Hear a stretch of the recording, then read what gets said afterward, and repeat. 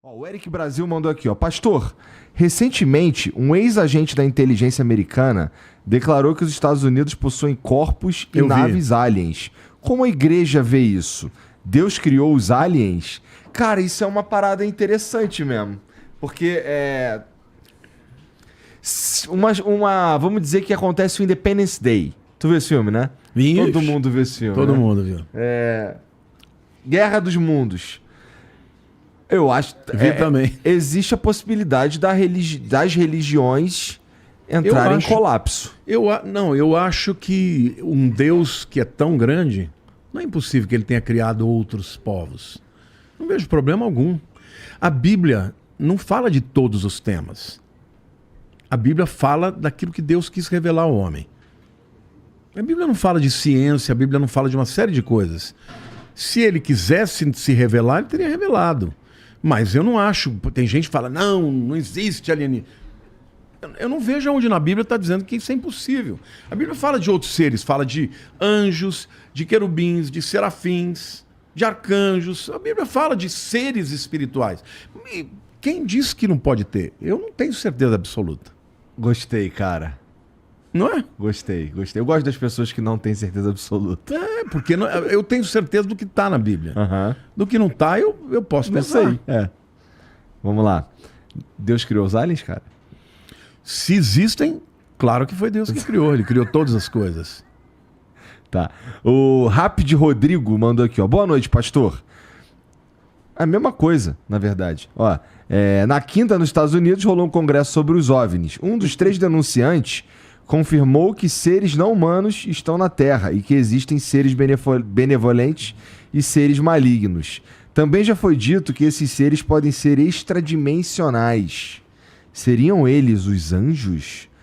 Isso aqui é muito maluco, né? Porque se tem uns caras falando que se de fato existem seres que não somos nós, não são os naturais da Terra, vivendo entre nós, eles são extradimensionais, se manifestam de formas diferentes, então podem ser anjos e demônios. De anjos e demônios. Claro, eu creio em várias dimensões.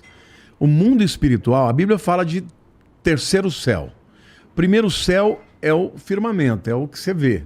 O segundo céu é onde estão os principados e potestades, os demônios. Eu nunca entendi legal por que chama de principados e potestades. Eu vou te explicar, isso é o grego também. A palavra principado é arquês. A palavra arquê significa tanto os primeiros quanto os primeiros em tamanho. Por exemplo, o que é o arqui-inimigo? É o maior inimigo. É o maior. Arquê é o primeiro na linha, seria o general das patentes. Tá. O que é uma arqueologia? Estudo das coisas antigas primeiras. Então, principados, porque príncipes é o primeiro, é o maioral, é o cabeça. Então, principado é isso, são os espíritos angelicais de nível patente 1. Tá. Potestades é exousias. Exousias é uma palavra grega, ex significa de dentro para fora, e o sia é o verbo ser e estar. O que representa? Você já ouviu falar de lugar de fala? Já. O que é lugar de fala? Eu falar a partir de uma experiência que eu tive. Você fala de uma coisa que você vive. É diferente de um cara que está falando de uma coisa que ele nunca viveu. A potestade é mais ou menos isso. São seres que têm uma autoridade muito grande em determinados setores. A Bíblia fala, por exemplo, das potestades que atuam no ar. Por exemplo, eu não tenho dúvida que existem espíritos malignos que atuam na mídia. Você quer ver um negócio maluco? Eu faço lives, falo de muita coisa. Toda vez que eu falo do anticristo, cai minha live. E eu falo, mas como eu sou burro, por que eu não orei? O meu povo que me segue, até hoje estava demorando um pouquinho para começar, Eu falei, eu vou avisar porque meu povo é ansioso, né? Eu entrei no Instagram, uma pessoa falou assim, nossa, pastor, que benção, achei que já era o inimigo impedido. Verdade, porque eles já viram acontecer. Será que quando falhou a nossa mesa de som foi porque tu falou do anticristo? Pode ser, pode ser. Mas é verdade, cara, acontece. Você sabe que... Não acontece toda hora isso não, hein, cara? Ó. É assim, toda vez que eu vou fazer uma live que eu vou falar do camarada, se eu não orar, acontece. Olha, quando eu comecei em 92, eu trouxe um tema que chamava Nova Era, onde eu trazia uma série de coisas, de mudança de mentalidade, de ruptura, né, de disrupção. Isso eu falei em 92, cara, eu era jovem, eu já estava falando de coisas que iam acontecer agora. Chegava numa parte que eu falava do Maitreya, que é o levantamento do anticristo, eu estava no MB, para 5 mil pessoas lá dentro, caiu a live. Porque tinha mais de 10 mil pessoas lá fora. Aí a gente ouviu, eu senti um poder assim na minha mente que eu quase caí. Eu bati a mão, comecei a repreender. Em nome de Jesus, tira a mão desse cabo agora, volta agora. E a gente só ouviu o pessoal falar, ó. Depois disso, eu fui convidado, porque foi na época um boom, né? Dali eu saí, fui ter um programa de televisão na Record, porque estava lá o deputado De Velasco, que era da Universal, ficou impressionado, falou, vou te levar para a Record. Bom, eu sei que eu comecei a viajar ao Brasil falando dessas coisas. Em todo lugar que eu ia, quando chegava no ponto que eu falava do Maitreya, acontecia alguma coisa. Aí eu até avisava para a turma, olha, quando chegar num determinado momento, pode ser que aconteça isso. Em Londrina, o cara que estava lá fazendo o equipamento, porque eu não levava nada, eu só pedia que eles levassem, eu ia lá e falava. O cara falou, não, meu equipamento é de ponta, nunca cai. Eu falei, então, mas fica esperto que pode acontecer nesse trecho. E quando chegou, caiu. Chegou no fim, o cara veio chorando. Como é assim? Me explica, o que é isso? Pra você ter uma ideia, eu tinha um programa nos Estados Unidos, eu fazia a gravação para a TV Record, o meu programa era de sábado de manhã. Só que como era muito caro gravar aqui, eu gravava lá. Eu ia, cada 3 meses, gravava 13 programas. Eu ia num canal de televisão, o cara me cedia o estúdio, tinha um piano de cauda, eu começava tocando. Era um barato, uma coisa de primeiro mundo. Eu pregava, quando eu terminava eu saía com a fita. O cara fazia edição na hora. Era tecnologia de ponta. O dia que eu fui falar sobre esse tema, eu falei pro cara, eu falei, olha, se acontecer alguma coisa, é por causa disso. O cara, o técnico, olhou para mim e falou assim, esse cara tá doido, né? Você acredita que travou o negócio e não tinha ninguém que fizesse funcionar? Eu fiquei umas 2 horas esperando o cara tentar resolver e nada. Aí ele me chamou e falou, não sei, já fiz de tudo, não sei o que pode acontecer. Eu falei, você deixa eu orar? Ele falou... Eu botei a mão e falei, Deus, isso aqui é para tua glória. Se tem algum demônio aqui, toca agora e tira agora. Voltou tudo na hora.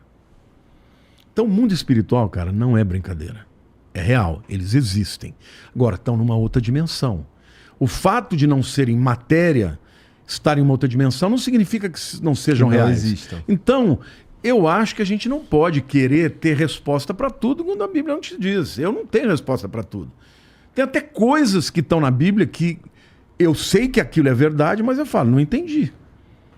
Se um dia eu chegar na tua presença, eu vou perguntar. Eu não tenho resposta para tudo. Então, o que eu não tenho, eu não respondo. Entendi. Ó, o Tonho Robert mandou aqui, ó. Se a Terra só tem cerca de 7 mil anos, como muitos religiosos afirmam, como explicar a existência dos dinossauros e depois sua extinção? Tu também acha que a Terra tem por volta de 7 mil anos? Não tenho certeza. Não tenho certeza pelo seguinte, eu vou te explicar biblicamente. O que as pessoas dizem é o fato do relato do Gênesis. Deus criou tal no primeiro dia, houve tarde, houve manhã no dia primeiro. Deus criou assim, entendeu?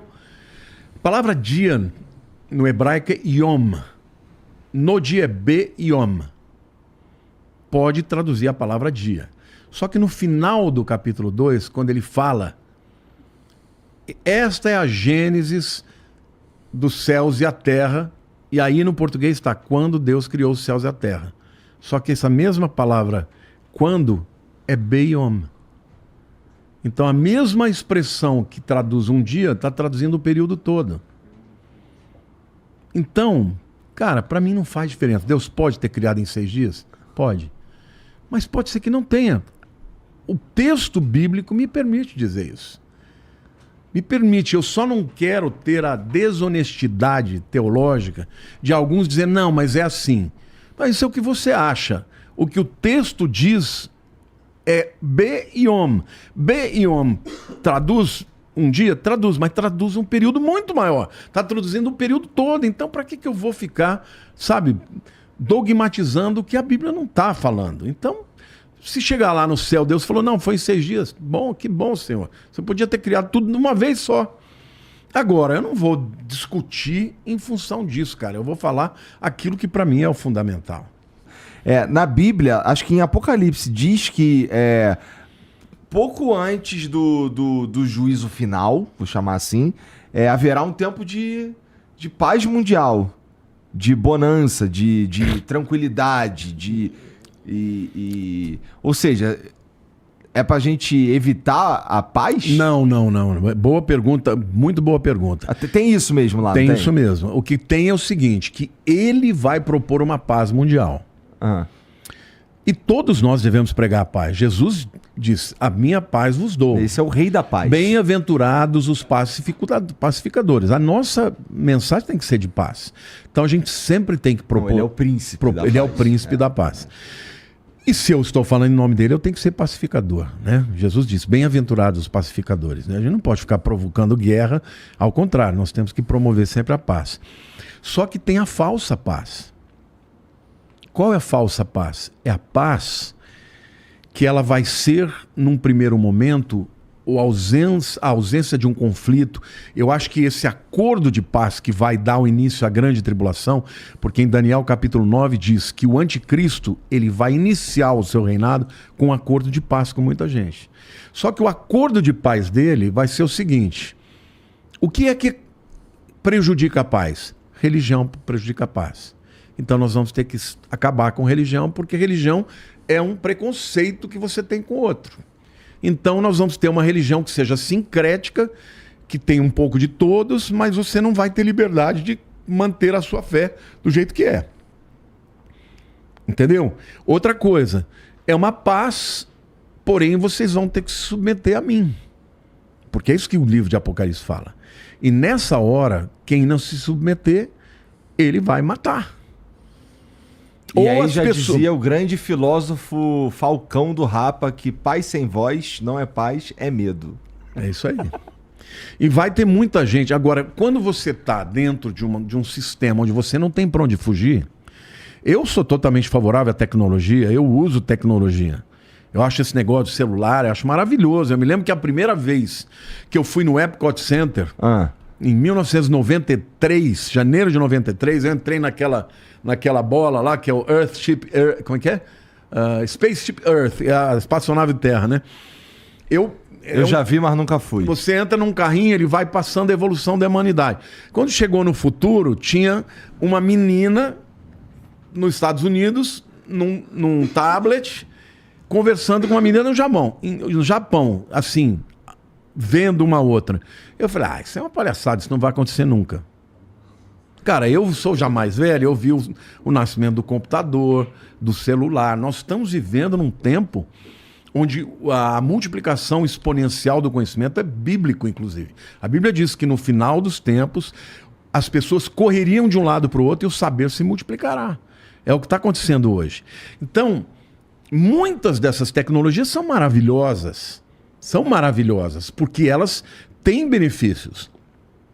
Mas o problema, por exemplo, eu num livro que eu escrevi, o Apocalipse, a maior profecia do mundo, eu estudei muito numa universidade, fiz cursos livres, né? Que chama Singularity.